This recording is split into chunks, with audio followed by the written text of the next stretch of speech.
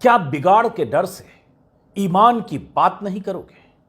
प्रेमचंद की कहानी पंच परमेश्वर से यह पंक्ति उधार लेकर आज कुछ सवाल दिल्ली के मुख्यमंत्री अरविंद केजरीवाल और उन तमाम नेताओं से जो बिल्किस के मुद्दे पर चुप्पी साधे बैठे।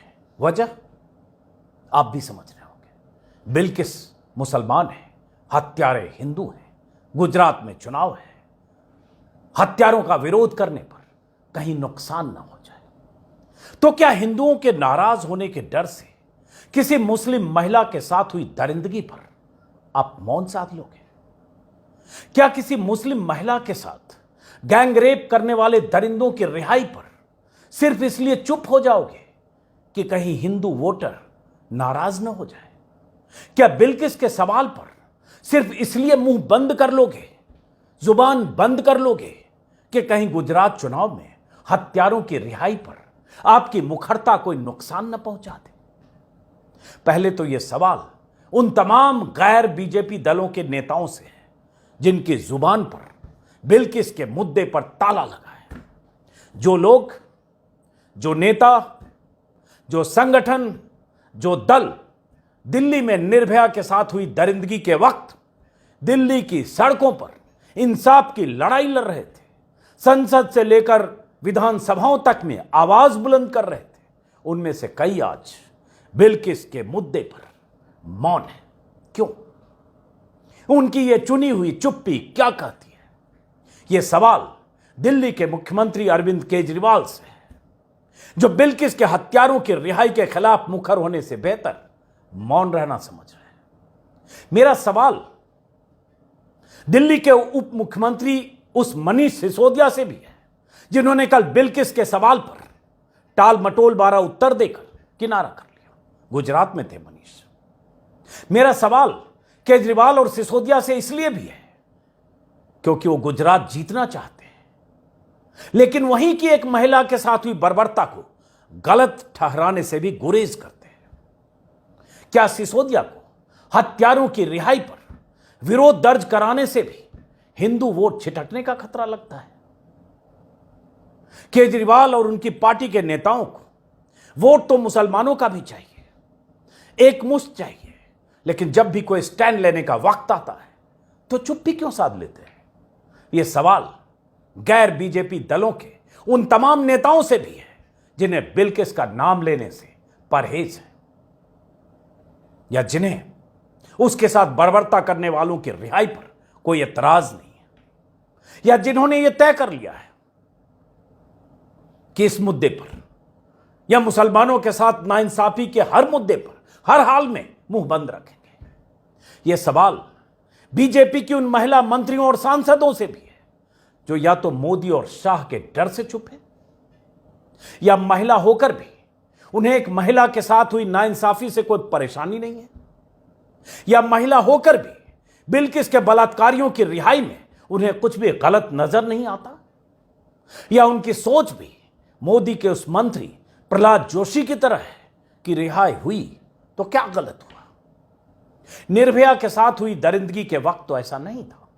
दिल्ली और देश की सत्ता पर काबिज कांग्रेस थी। दिल्ली में कांग्रेस को छोड़ बाकी दलों से जुड़े लोग सड़क पर थे, आम जनता भी सड़क पर थी, सब आंदोलन कर रहे थे।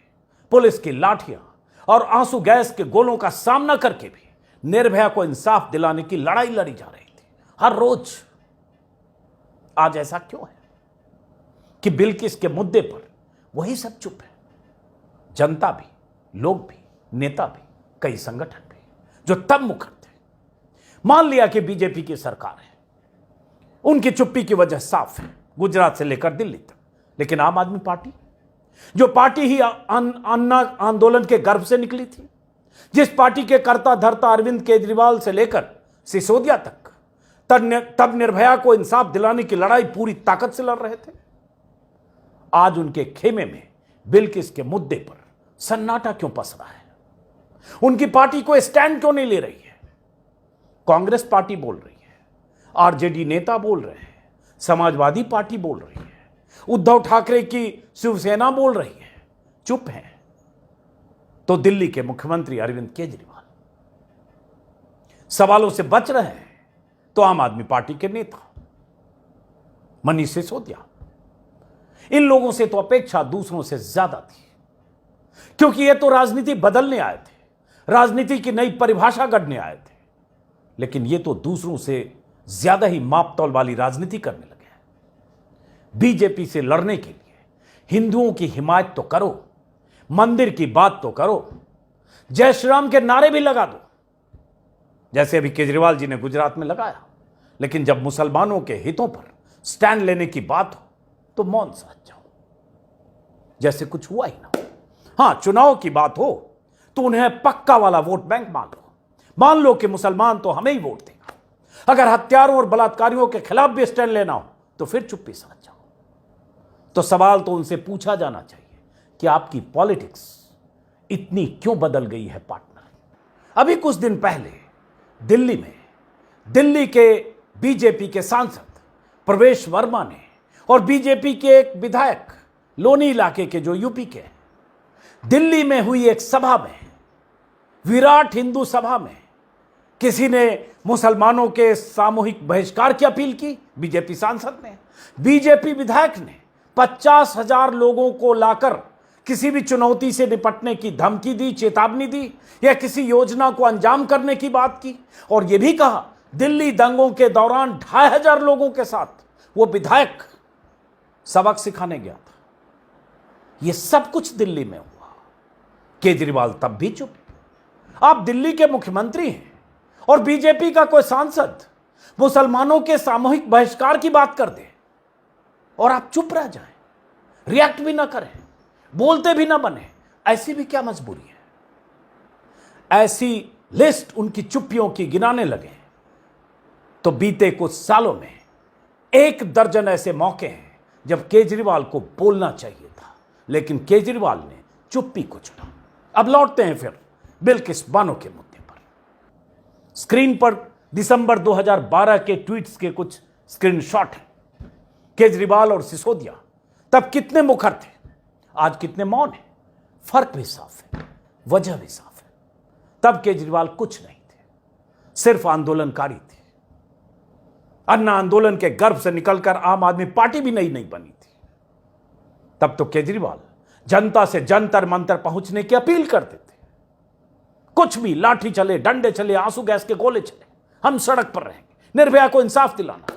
उनके समर्थक सोनिया गांधी और तब की मुख्यमंत्री शीला दीक्षित के घर पर जोरदार प्रदर्शन करते थे। आज केजरीवाल खुद दिल्ली के मुख्यमंत्री हैं, अपार बहुमत से लगातार जीत रहे हैं, फिर भी बिल्किस का नाम लेना तक जरूरी नहीं समझते। चाहते तो बोलकर, कुछ शब्द खर्च करके, ट्विटर पर चंद शब्द लिखकर बिल्किस के बलात्कारियों की रिहाई पर स्टैंड ले सकते थे, लेकिन अब तक इसके आसार दिखे नहीं है। कहीं कुछ दिखा हो तो आप बता दीजिएगा। केजरीवाल का बोलना और न बोलना दोनों मायने इसलिए रखता है क्योंकि उनकी पार्टी गुजरात में चुनाव लड़ रही है। केजरीवाल पर ऐसे भी आरोप लगते रहे हैं ऐसे मामलों में, जब शाहीन बाग में प्रदर्शन चल रहा था तब भी, जब दिल्ली में दंगे हुए तब भी, जब कहीं और मुसलमानों के साथ नाइंसाफी हुई तब भी कहा गया केजरीवाल मौन साध लेते हैं। उन्हें लगने लगता है कि अगर मुसलमानों की बात की तो हिंदू वोट छिटक जाएगा, और अगर हम मजबूत हुए तो मुसलमान तो अपने आप आएगा। फिर सवाल उठता है, केजरीवाल और बीजेपी में फर्क क्या रह गया है? बीजेपी भी मुसलमानों से किनारा करती है, केजरीवाल भी वही करते हैं। फर्क यह है कि बीजेपी को मुसलमानों का वोट नहीं चाहिए, केजरीवाल को वोट चाहिए। बीजेपी शासित राज्य में बलात्कारियों को बेशर्मी से रिहा कर दिया जाता है। केजरीवाल गुजरात में चुनाव लड़ते हुए भी इस मुद्दे को पूरी तरह से नजरअंदाज कर देते हैं। अब आप करीब 2.5 साल पहले केजरीवाल का एक ट्वीट देखिए, 2.5 साल पहले का, आपको समझ में आएगा। 20 मार्च 2020 को जब निर्भया के दोषियों को फांसी हुई थी, तब केजरीवाल ने लिखा था, देखिए स्क्रीन पर, आज संकल्प लेने का दिन है कि अब दूसरी निर्भया नहीं होने देंगे। पुलिस, कोर्ट, राज्य सरकार और केंद्र सरकार को संकल्प लेना है कि हम सब मिलकर सिस्टम की खामियों को दूर करेंगे और भविष्य में किसी बेटी के साथ ऐसा नहीं होने देंगे। इससे पहले भी निर्भया को लेकर केजरीवाल ने इसी तरह के कई ट्वीट्स किए थे। कई, केजरीवाल, सिसोदिया बहुत मुखर थी आम आदमी पार्टी। लेकिन इसी ट्वीट की बात करें तो किस संकल्प की तब बात कर रहे थे केजरीवाल? गुजरात की एक बेटी के साथ भी तो नाइंसाफी हुई। क्यों नहीं याद रहा यह संकल्प कि हम भविष्य में किसी बेटी के साथ ऐसा नहीं होने देंगे। बिल्किस के गुनहगारों को गुजरात सरकार और मोदी सरकार की मिली भगत से छोड़ा गया, सबको पता है। आप उनकी रिहाई को नहीं रोक सकते थे, लेकिन मुंह से कुछ शब्द तो बोल सकते थे, विरोध तो दर्ज करा सकते थे। वो भी करना आपने जरूरी नहीं समझा। कल तक पूरी दुनिया के सामने हकीकत आ गई कि हत्यारों को शाह के मंत्रालय की रजामंदी से छोड़ा गया। तब भी कुछ बोल देते, इतना ही कह देते कि गलत हुआ, यह भी नहीं कहा, एकदम चुप। जैसे पृथ्वीलोक पर न बिल्किस है न कहीं हत्यारों को छोड़ा गया, कहीं कुछ हुआ ही नहीं। कुछ पुराने ट्वीट्स भी मेरे हाथ में केजरीवाल और सिसोदिया के हैं। जैसे निर्भया केस के समय केजरीवाल ने कई ट्वीट किए थे, उस वक्त कई ट्वीट हैं, हमें कानून में सख्त संशोधन करने की जरूरत है ताकि रेप के मामलों में फांसी हो सके। इस व्यवस्था को बदलना होगा ताकि दोषियों को जल्दी सजा मिले। ऐसी व्यवस्था लागू करनी होगी कि बलात्कारियों को फांसी मिले। और विरोध प्रदर्शन। और मनीष सिसोदिया का एक ट्वीट है, रेप केस पर प्रधानमंत्री चुप क्यों हैं, गृह मंत्री कहां हैं। सिसोदिया का एक और ट्वीट है, निर्भया कांड में हम और मनीष लाठियां खा रहे थे तब किरण जी केवल ट्वीट कर रही थी। तो ऐसे कई ट्वीट हैं, बहुत सारे ट्वीट। और यह मुखरता हमने देखी है दिल्ली में। और ऐसी मुखरता राजनीतिक दलों की जरूरी है जब किसी महिला के साथ अत्याचार हो, दरिंदगी हो, नाइंसाफी हो। मैंने कहा, फिर रिपीट कर देता हूं कि बिल्किस के साथ जो दरिंदगी हुई गुजरात में हुई, दरिंदों को छोड़ा गया, उसके लिए गुजरात सरकार जिम्मेदार है। शाह के मंत्रालय की रजामंदी के बाद छोड़ा गया। लेकिन एक नेता के तौर पर, एक पार्टी के सर्वे सर्वा के तौर पर, एक सूबे के मुख्यमंत्री के तौर पर, एक स्टेक होल्डर के तौर पर, गुजरात की सत्ता के दावेदार के तौर पर, क्योंकि आपको लगता है कि आप गुजरात में बीजेपी को हराने वाले हैं, ऐसा आपको लगता है, ऐसा आपका दावा है। तो गुजरात में जहां आप प्रचार कर रहे हैं, जहां आप अक्सर जा रहे हैं और अभी जाएंगे चुनाव तक, अगले 1.5 महीने तक, वहीं तो बिल्किस बानो भी रहती है। उसी गुजरात में बिल्किस बानो के साथ जो हुआ दुनिया जानती है। उसी गुजरात में आप जाते हैं और अगर आपके सामने कैमरा आ जाए तो बचने की कोशिश करेंगे या करते हैं। सिसोदिया ने जो कहा कल से वायरल है। कभी चिंतन करिएगा केजरीवाल साहब, अगर आपको सिर्फ सत्ता के लिए राजनीति करनी है, जो आप कर रहे हैं, ऐसा आप पर आरोप है, तो कोई आपसे उम्मीद रखना बेमानी है।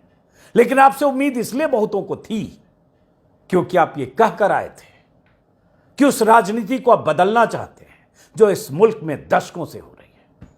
लेकिन आप अगर ऐसे राजनीति कर रहे हैं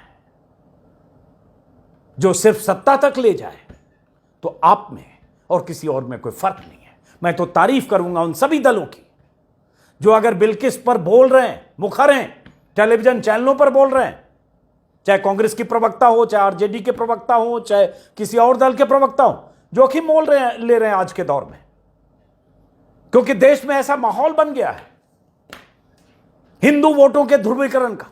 मुसलमानों का नाम लो तो हिंदू बिदक जाएंगे। लेकिन वो तो जोखिम मोल लेकर बोल रहे हैं क्योंकि बोलना जरूरी है, लगता है कि बोलना चाहिए। और इस केस में जहां सारे सबूत सामने हैं, अभी आज मैं देख रहा हूं एनडीटीवी के एक रिपोर्टर है गुजरात से, वो लगातार ट्वीट करके बता रही तनुश्री पांडे कि जिन हत्यारों बलात्कारियों को छोड़ा गया है गुड बिहेवियर के आधार पर, गुड कंडक्ट के आधार पर, उनके खिलाफ जब वो पैरोल पे या फरलो पर जाते थे उस दौरान उनके खिलाफ धमकी देने, डराने या छेड़खानी के मुकदमे दर्ज हैं। कई मुकदमे, कई जगह, कई के खिलाफ। लेकिन उन्हें भी गुड बिहेवियर का सर्टिफिकेट देकर छोड़ दिया गुजरात सरकार ने। ये तो बोल सकते हैं। पीड़ित के साथ खड़े होने में भी डर है, हत्यारों की मुखालफत करने में भी डर है। और डर इसलिए है क्योंकि एन केन प्रकारेन सिर्फ सत्ता चाहिए। और नागरिक के तौर पर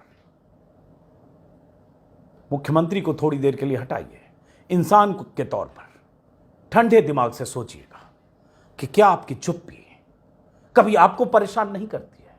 और अगर नहीं करती है, जो मुझ जैसे लोगों को करती है, तो मुझे कुछ नहीं कहना है।